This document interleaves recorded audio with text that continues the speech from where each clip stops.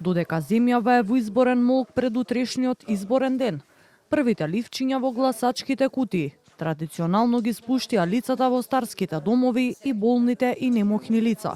Со нивното гласање започна вториот круг на 8-те поред локални избори во земјава. Во домот за стари лица мајка Тереза во Злокуќани изборниот ден започна рано изутрина.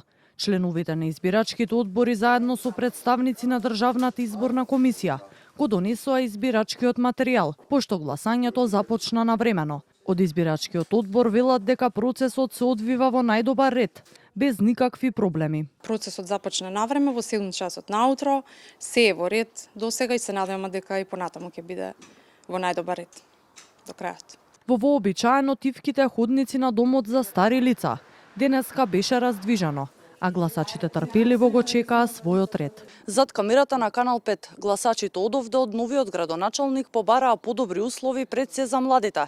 Тие порачуваат тој својата работа да ја работи честно и транспарентно. Меѓутоа велат да не ги заборави и старите изнемоштени лица и да обезбеди подобри услови во старечките домови ширум земјата.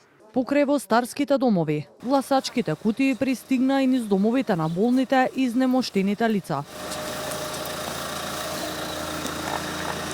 Тие со претходна регистрација со соодветна медицинска документација, а потоа и со одобрение од Државната изборна комисија, добиваат можност нивниот глас да го дадат на домашна адреса.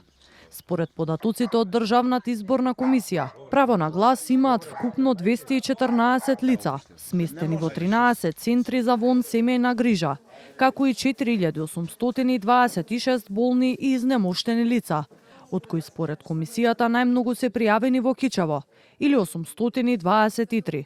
Резултатите од денешното гласање нема да се бројат и нема да бидат објавени веднаш, туку заедно со останатите резултати во недела.